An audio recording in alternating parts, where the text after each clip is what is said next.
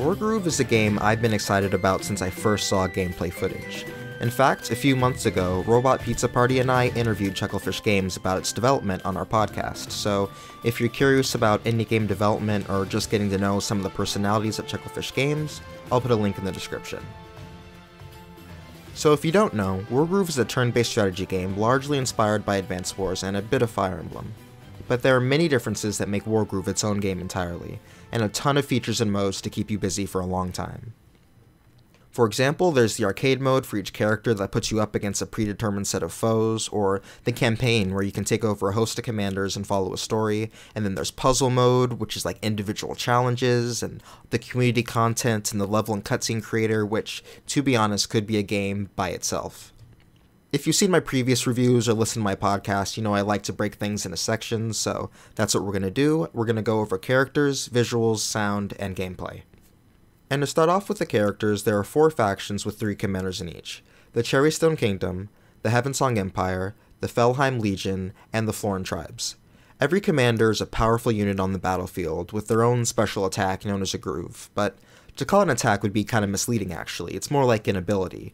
For example, Mercia, the main character's groove, is to heal herself and the units around her. However, there are offensive ones, like Sigrid's, which is an insta-kill on whoever's unfortunate enough to be near her. If you play through the campaign, you'll be introduced to all the commanders at a decent pace, and the more you play, the more the lore expands. Literally, by the way. As you earn rewards, you unlock bits of backstory, music, and more. It took me a while to get really into the story and characters from the campaign, so a lot of this helped. And who knows, maybe there's a few secret commanders in classic Advance Wars fashion. Each faction's units have their own names and dramatically unique designs.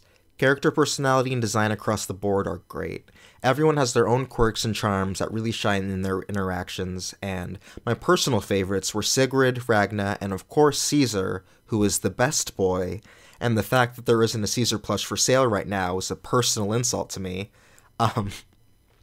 My main gripe with the commanders is that on the field they're mostly the same character. Of course they have their grooves, which is a great mechanic, but besides that, although I do understand why the devs may have shied away from that for balance purposes, there is a great variety of unit types in the game, and I kinda wish that the commanders worked the same way. Moving on to visuals, they are absolutely stunning. Being a big fan of indie games, I've noticed that pixel art, and I'm doing air quotes even though you can't see me, they can feel like an excuse to be lazy hidden under a retro throwback veneer. But this is pixel art, emphasis on the art. Everything is wonderfully detailed, the colors are so bright and appealing, the animations are fun, expressive, and smooth. All the different elements blend together so well, I don't think I can state how much I love it. It all reminds me of the Fire Emblem animations of old, and it's a forgotten art. Even the generic units from some of the factions look really cool, and as expected, the commanders' animations are great. The environment and atmospheric detailing are really high quality, breathing life into the world, and even things like the GUI are pretty aesthetically pleasing.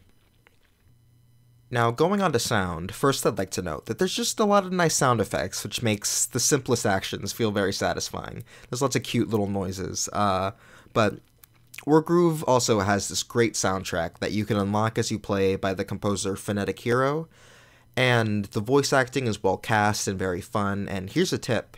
When you get the game, go into the cutscene editor, pick a character, and check out their voice lines, because there are some that don't appear in the main campaign, and there are some really fun ones and neat references.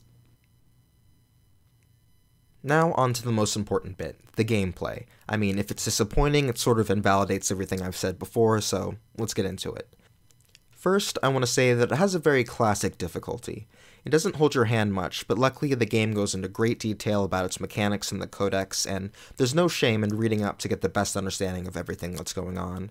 The campaign hosts different types of levels with distinct objectives, and the environment, weather, types of tiles that make up a single map can make big shifts in your strategy, which can make things pretty complex.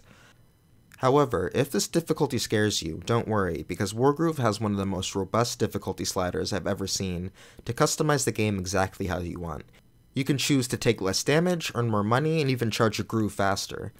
Although it does affect the rating you get on each map, so if you want to get the true ending of the campaign's epilogue, you'll have to challenge yourself. And for all you sadists out there, the slider does work in the opposite direction. Also, I do find that most of the complexity comes from the level design as opposed to the mechanics themselves. The core mechanics of Wargroove are fairly simple, which gives so much more room for creativity and complexity. This balance also makes map creation better and PvP more enjoyable. I played around in the level editor myself, and I can't wait to see what others do with it now that the game is out in the world. One criticism I do have for it, though, is that there's a lack of an initial detailed tutorial or guide for it, and also, in the editor, the lack of descriptive names when you hover over objects you want to place down can make things more complicated than they need to be trying to figure some things out. But you can sort of figure it out as time goes on, especially as you get more familiar with the game. To show you the map editor, I'd love to show you one of my creations, but don't expect anything too fancy.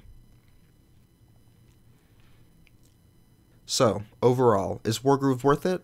Yes, absolutely.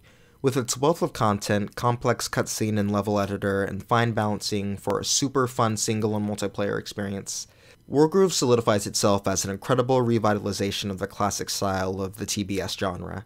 Maybe one day, Intelligent Systems will stop making waifu JPEGs for heroes and put some development effort towards a new Advance Wars, but to be honest, this is even more than I ever could have hoped for regarding an Advance Wars revival, and I'm perfectly happy with this game. It really stands on its own. It doesn't have to be compared to Advance Wars, but that is the easiest comparison to make.